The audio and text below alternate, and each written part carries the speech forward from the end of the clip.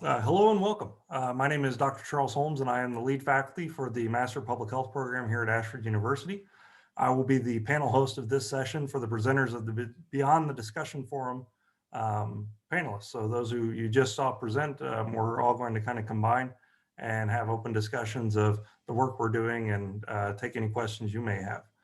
Microphones will be muted for this presentation, but I encourage you to post questions and comments in the chat. And if you have any questions, you're welcome to use the reactions button within Zoom to raise your hand or anything like that. And we'd certainly be happy to field your question.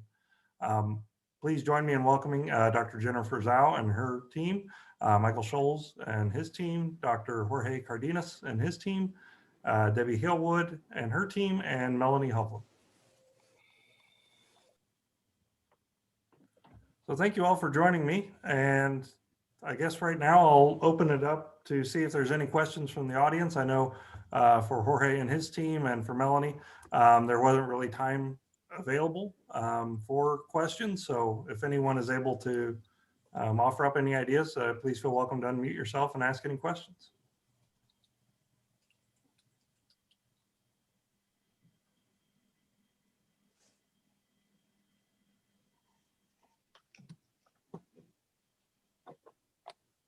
Okay, well, I have some questions prepared then. My questions are based off of your presentations. I was lucky enough to be able to attend all of them. And so I'll just sort of go in order of the presentation, if that works for you all. And then any questions that you have for the other presenters about their work, please feel free. So for Dr. Zaur, you mentioned many positive responses related to synchronous components in the classroom. I'm curious if you asked about scheduling issues and how many of the students actually dropped the course, maybe when they saw this requirement. I know you had some different options within the course, but did you track drop rates in any way? Yeah, so we actually didn't, and we shared this information at a different conference as well, and that came up too, to look at not only maybe drop rates, but also following the students in their future courses to see if their participation in the sessions in our courses help them to continue to be successful in future courses. So I know that when Allison talked about how one of our future steps is to look at, is there a possibility of us doing this on a larger scale? And so I certainly think those would be things that we would look at, but we definitely, we didn't look at those this particular time. And then in regards to scheduling, since we were doing this with such a small group, there was, just 3 of us instructors, and we had 11 different sections. We didn't do a survey with our students in regards to times, but we think if we did it in a larger one, we would. We tried to be mindful of not too late on the West Coast, not too early. Not too early on the West Coast, not too late on the East Coast.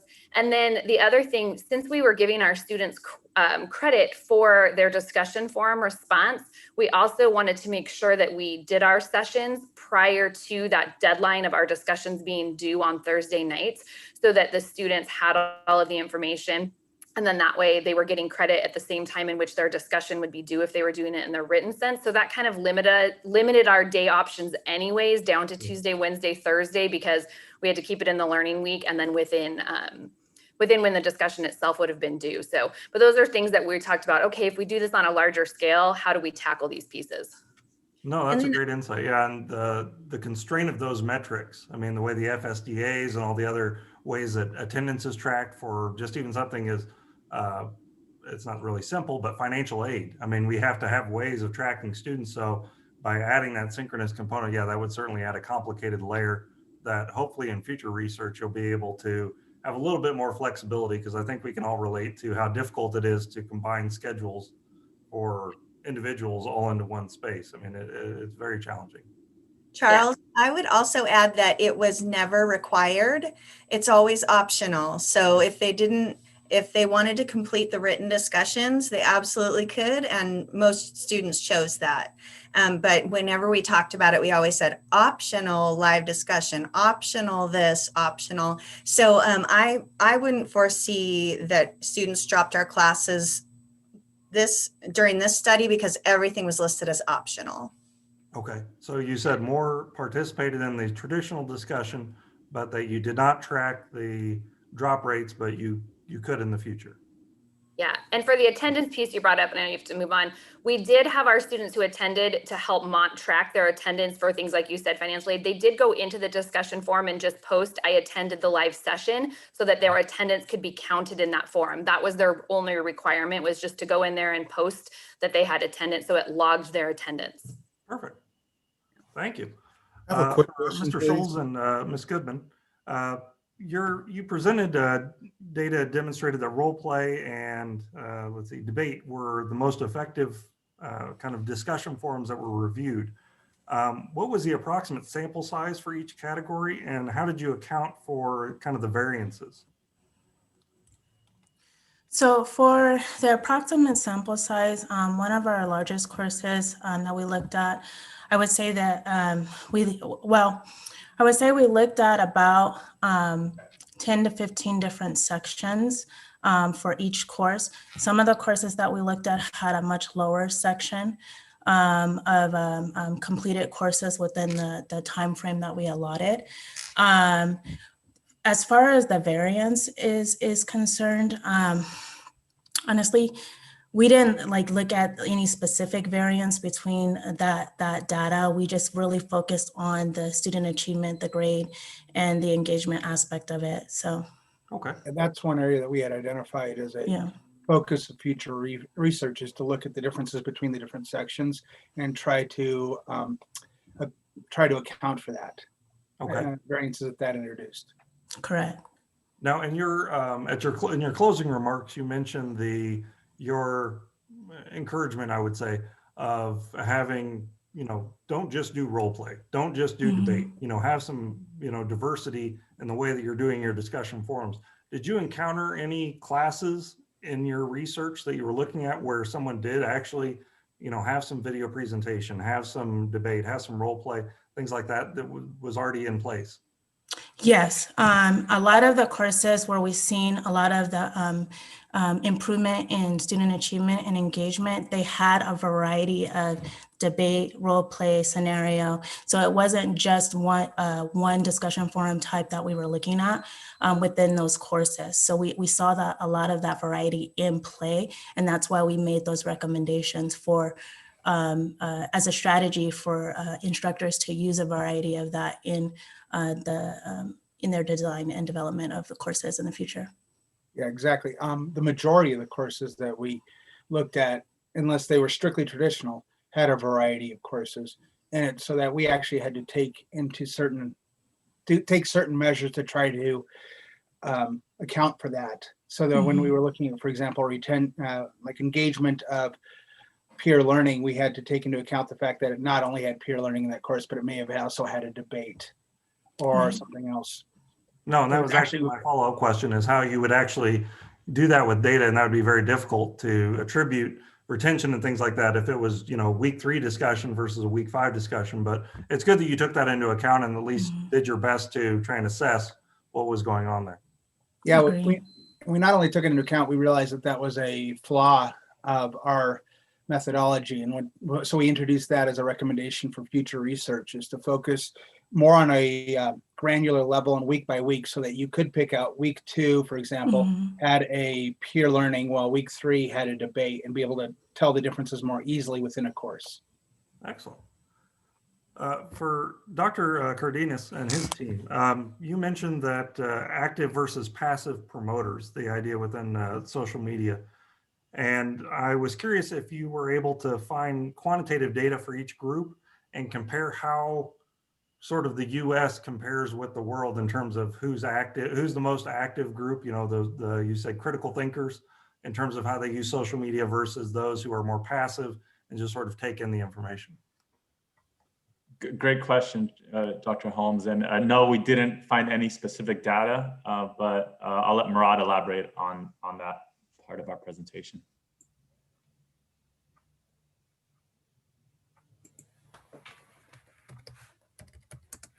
Dr. Abel, if you're speaking, you're muted. Oh, I'm here. Okay, sorry about that. All right. I was listening in the background. So the question was the specific data? Yes, I was asking if you were able to, in your research on the active versus passive use of social media, if you were able to see how the U.S. compares with the world ultimately. No. Or the U.S. is the U.S. more critical thought based, or what sorts of information were you able to find? So, I mean, this wasn't, necessarily a research study. So it was just more of, kind of a literature review of what was going on. But we didn't really see, any differences, because if you go out there and you look at the Arab movements and all of those things that have happened, a lot of that stuff spread very quickly, and it spread online. So, when issues are emotionally charged, I don't think that there's a cultural difference. I think we're going to use the mediums that are available to us to make sure that we express our feelings, right? And so when these things, and the same thing, by the way, with the Black Lives Matter, I have a little place in Louisville, and it's the same thing. That stuff spreads, on the internet very quickly, social media, and people form up around certain groups and Facebook stuff and those types of things. So one strategy that, not saying it's a good strategy, but one thing that countries were more open to freedom of expression, but some countries shut them down, right? They completely shut down the internet, the network, and everything else, so that the movements don't spread. And that goes back to kind of what Jorge was talking about. Some movements could potentially get squashed that way. So yeah, I mean, I don't think there's anything that really changes, whether it's a word of mouth. I mean, when you think of social media, it's just another channel. It could be word of mouth, it could be the pen. But in social media, it's very fast. So there's no time to think about the emails we send, or there's no time to think about the social media stuff.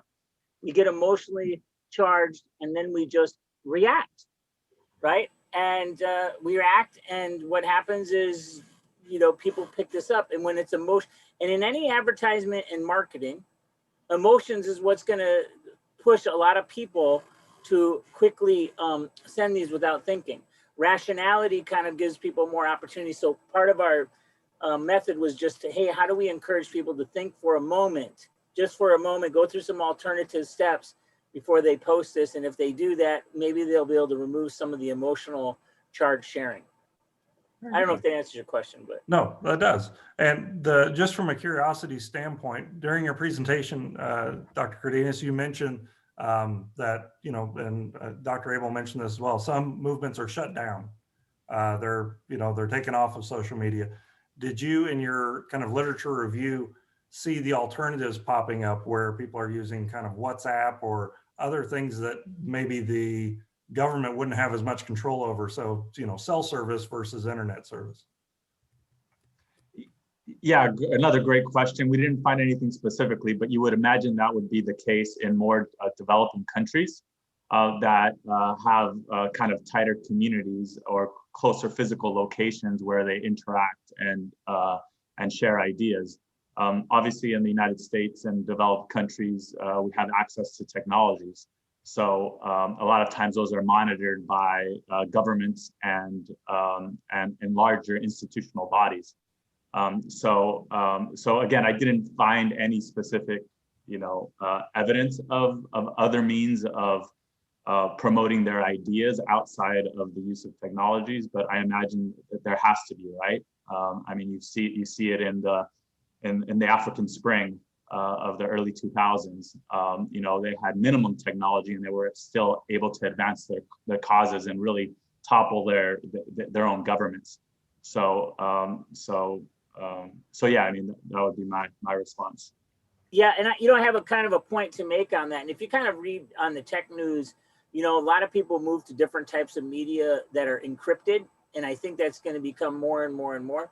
There's this ethical debate that goes on all the time, right, about data being collected. Is it, if somebody moves stuff to an highly encrypted method like WhatsApp, I think they can kind of go in there and do it now, but these encrypted systems, I think Apple has one too, Big Brother can't watch, right? And then when should they be watching and when they shouldn't? So this debate has been going on for, an awful long time since this technology came out. No, and I certainly have not done the depth of research that you and your team have done, but yeah, I know for like when Egypt was having lots of turnover with their leadership, the media was one of the first things they went after. So then it was, switching to WhatsApp, and then WhatsApp was kind of being brought up as a problem. So then it almost went to graffiti. So yeah, there are definitely ways that these groups try to stay together. So your presentation was really, really enjoyable and very, very good. I just wanted to add one quick thing, that when there were, riots in Iran, first thing that the government did was to shut down internet, because they were aware of social media and how people can share, all the videos, all the attack that police are ordered to do to the people, to the objecting people. So that was one of the obvious reasons for government to be really afraid of, of people, of their social activity, of their sharing on the social media, and they shut down internet so that nobody can be active on social media. No, that makes sense. And I think we're going to see probably more oppressive regimes probably take that approach, where if they know they're going to instigate a group of protesters, they're going to try and limit as much of the video evidence as possible. So. And you have to remember, we're moving into the digital world here. We're all of our, much of our content, not all of our content, we are now having things, the internet came out so many years ago, and now we are having lots of, everything's going online, data currency, digital currency, digital GDP, these are all new things.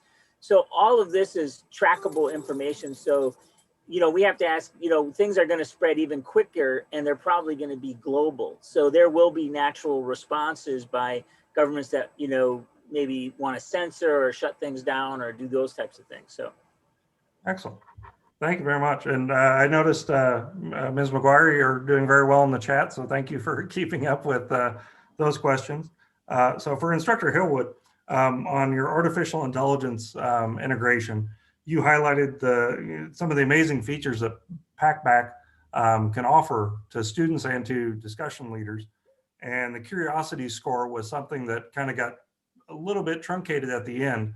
So maybe you and your team could elaborate a little bit more on how, say, the curiosity score relates to some of the developments that we've seen, like Grammarly, where it started actually putting a little box on the side now that's similar. So can you elaborate a little more on the curiosity score and how that might be able to help us as instructors? Yeah, I'm going to pitch that over to Devyn, since she's our PacBack consultant, and she can speak a little bit more specifically to that.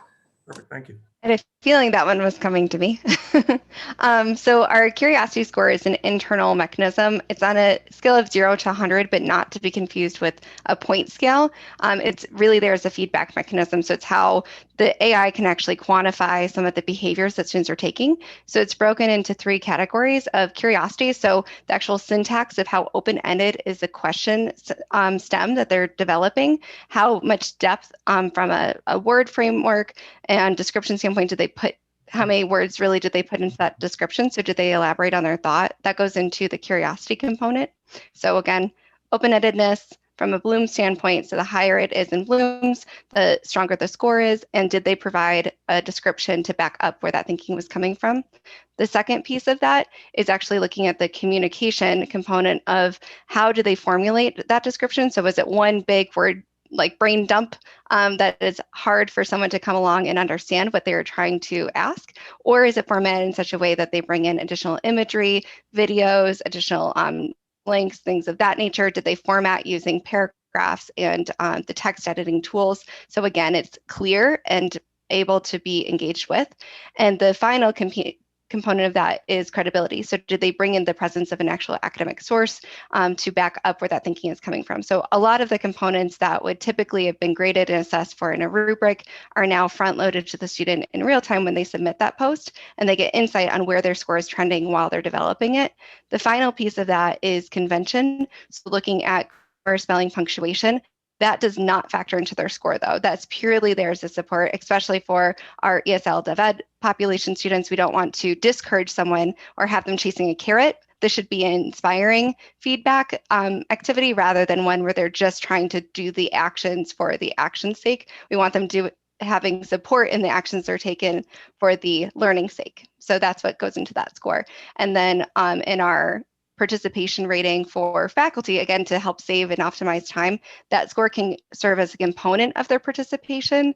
So it can be set as a threshold that a student has to reach at least a minimum of, but we want to keep that minimum low, again, to protect the intrinsic motivation.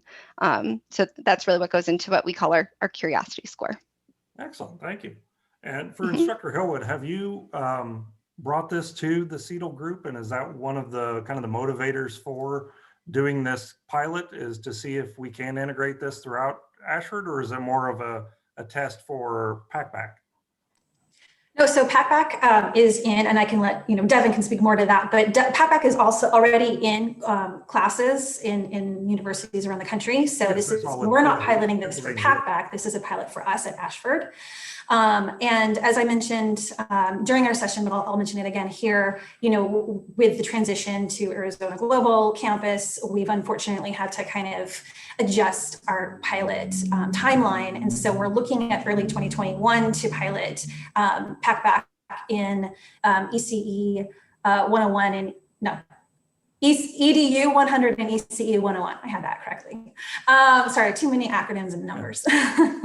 But we're looking at piloting that in the new year with just a couple of full-time faculty. And then, I don't want to get too far ahead, but, we would like to see this rolling out into potentially other classes. But again, we don't want to get too far ahead of ourselves. So let's just really focus on our pilot.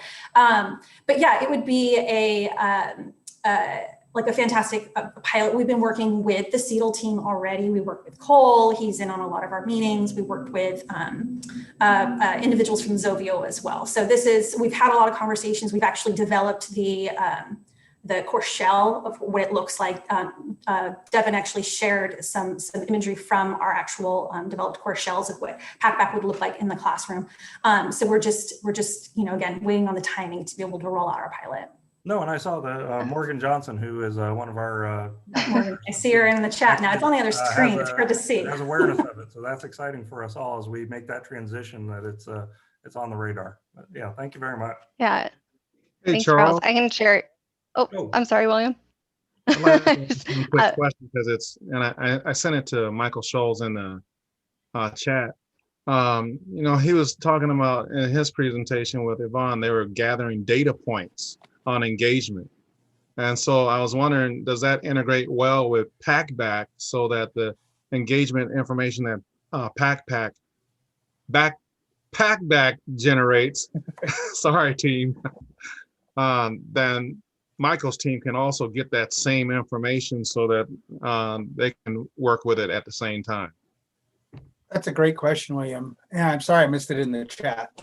But the short answer is that our sample pool didn't include any classes with PacBack, so we weren't able to do that. But I do think after listening to their presentation, I think it would be an interesting complement and be interesting to do the research on courses that utilize it.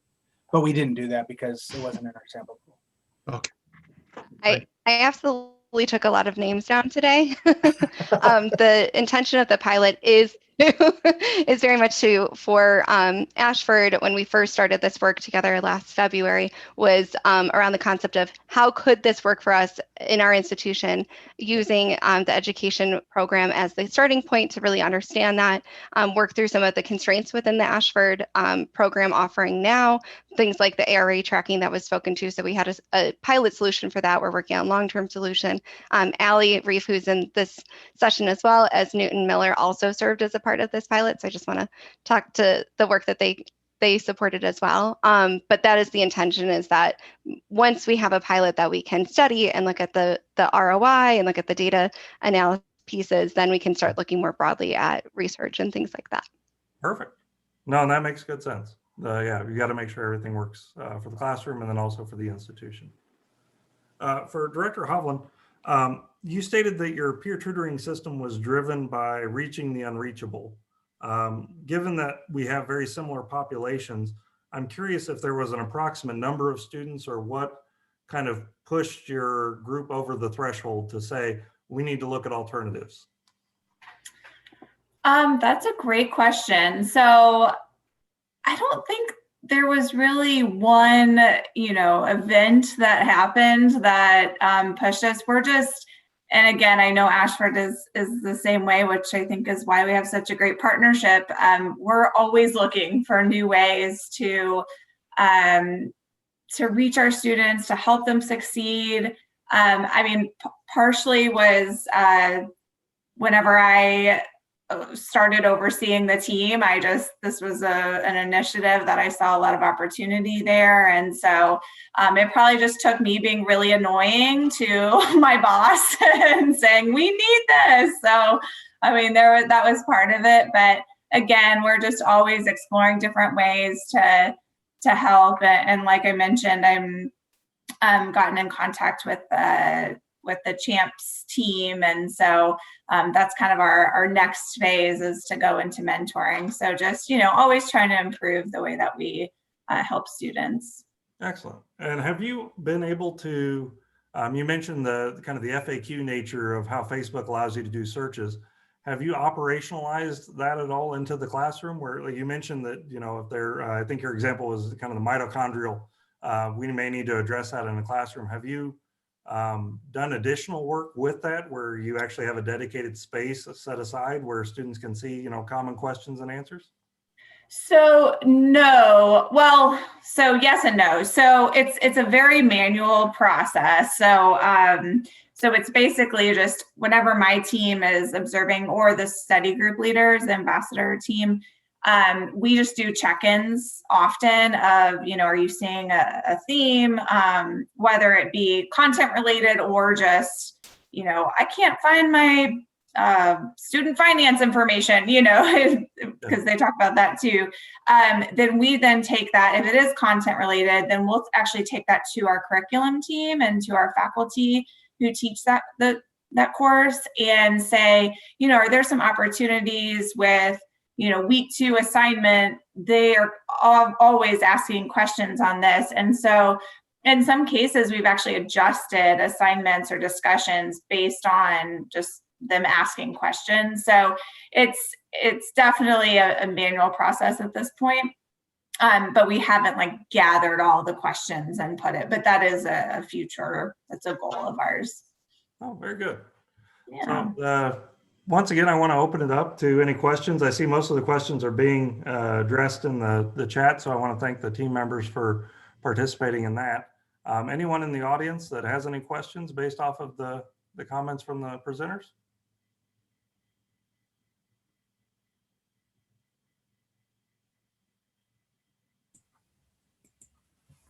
Yes, I have one more question, and this is for Director Maguire and her and Hailwood team. Does PacBack work with all subject matter, or is it more suited to a particular subject matter? Great question. I like to say that as long as there's room for discussion and inquiry, and really be used in any course. That said, we typically aren't utilized in any course that is more quantitative in the material. So if there's a lot of yes or no answers, and it's really heavy more in mathematics is where we typically see that, or some upper level engineering courses as well. That said, in any of the mathematics or engineering courses where you're really focused on problem solving or career application, then there's still a place where we can live. So it depends on the material of the course, but we've been used in some pretty crazy courses such as yoga and equine science and some other ones. And the one Morgan's talking about is an anthropology of alcohol course out of Penn State. It's a 1,000 student class. It's a really, really cool one led by Dr. Kirk French. So yeah, typically we're used kind of all over the board, but we shy away from the quantitative courses.